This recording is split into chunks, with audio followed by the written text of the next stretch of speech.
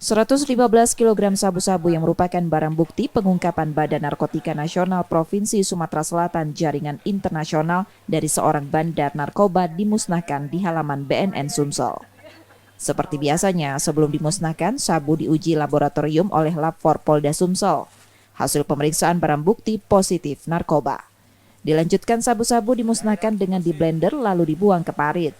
Pemilik sabu-sabu adalah Nur Hasan yang ditenggarai petugas sebagai bandar asal Palembang.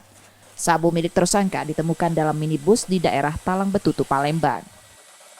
Kalau nilainya tidak terhingga, ya, dalam tanda kutip, kalau dihitung korban akan muncul ya sejumlah sekian lah. Ya.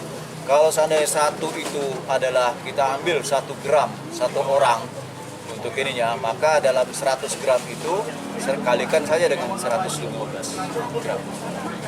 Jadi ada 1.105.